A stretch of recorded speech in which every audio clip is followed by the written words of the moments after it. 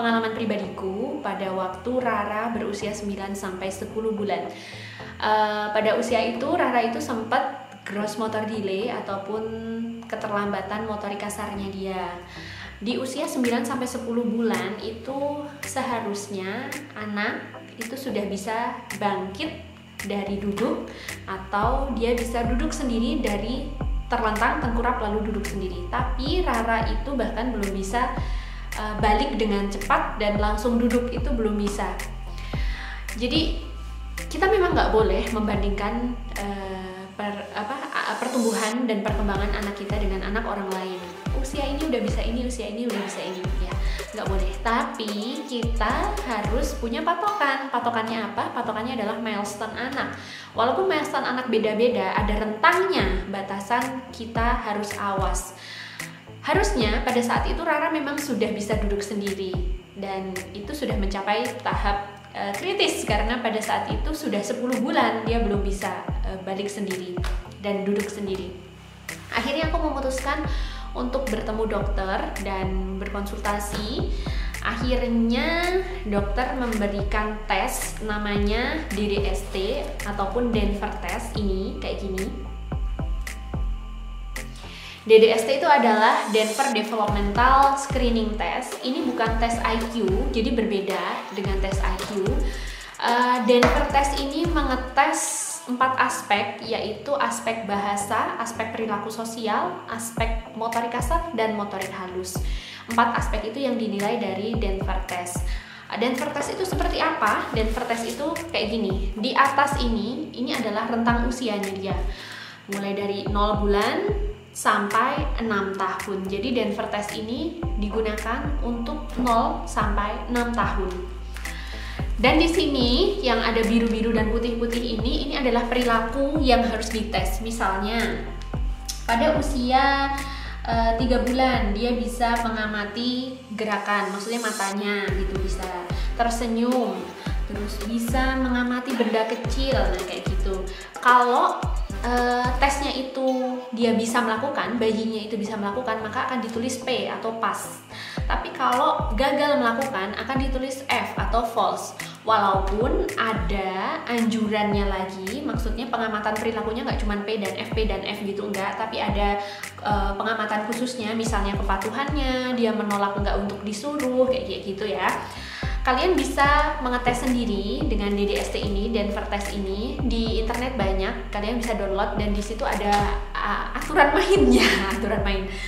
Ada caranya untuk mengetes, tapi kalau memang kalian menemukan ada delay, sebaiknya kalian bertemu dengan ahlinya ataupun bertemu dengan dokter anak, karena nanti akan dijelaskan lebih detailnya lagi tentang delay apa yang ditemukan oleh dokter ya.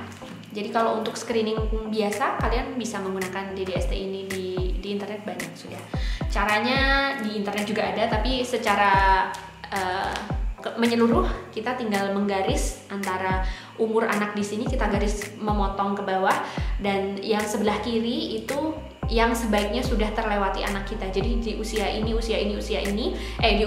di kegiatan ini sebelah sini itu seharusnya sudah bisa dilakukan anak kita gitu ya. Secara kasarnya gitu, tapi secara detailnya kalian bisa mempelajarinya sendiri di internet. Nah, akhirnya ditemukan Rara itu ternyata gross motor delay, dia ada keterlambatan motorik kasar.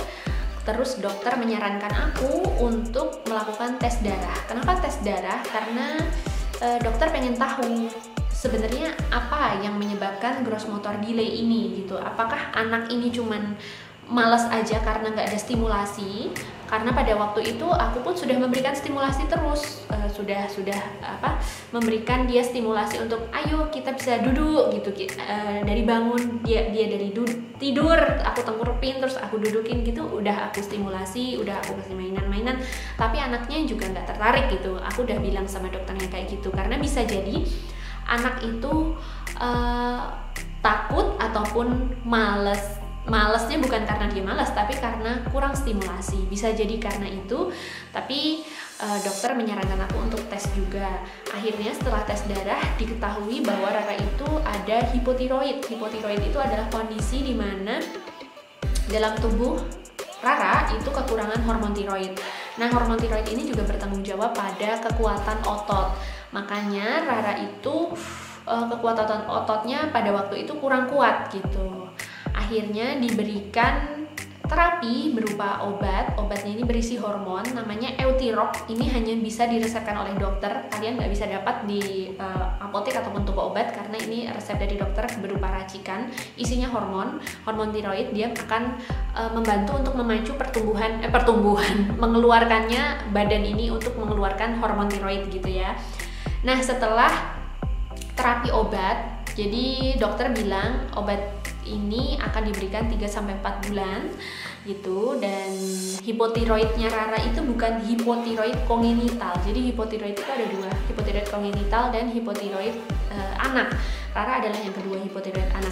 Hipotiroid kongenital ini seharusnya memang di screening pada saat bayi lahir, tapi aku nggak ngerti kenapa pada saat Rara lahir di rumah sakit yang waktu itu aku lahiran di sana itu nggak ada screening. Itu mungkin karena juga tidak menunjukkan tanda-tanda hipotiroidismenya, tidak kelihatan juga mungkin karena kalau hipotiroid kongenital itu begitu ceprot lahir gitu tanda-tanda fisiknya kelihatan gitu.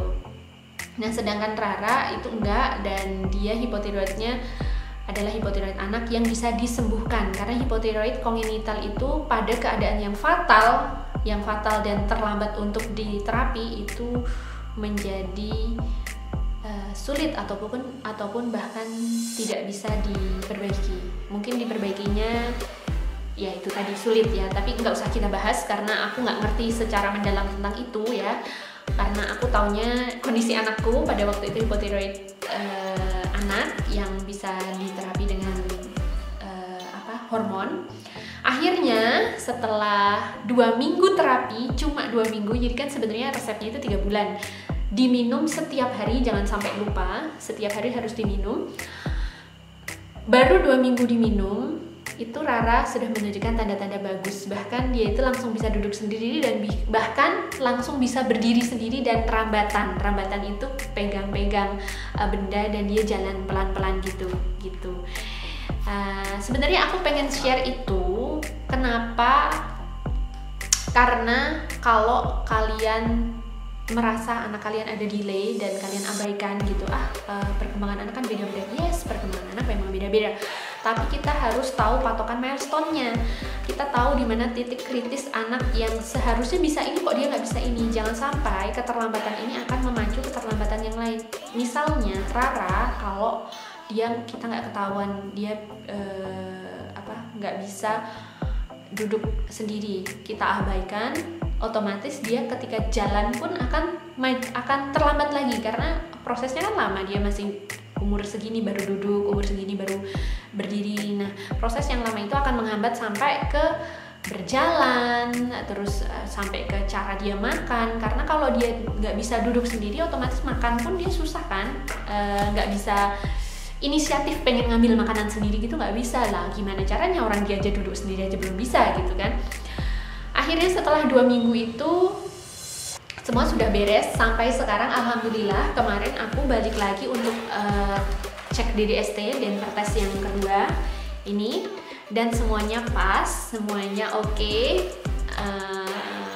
Itu setelah 4 bulan minum hormonnya. Jadi 2 minggu itu sudah menunjukkan tanda-tanda bagus, tapi dokter tetap melanjutkan sampai ke 4 bulan program pertamanya dari waktu konsultasi kan 4 bulan.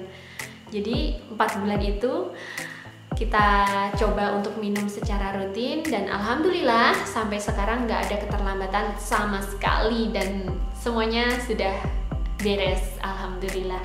Jadi buat kalian yang merasa anaknya kok ada keterlambatan ataupun merasa ada yang kurang pas gitu dengan milestone-nya, jangan takut untuk mengecek.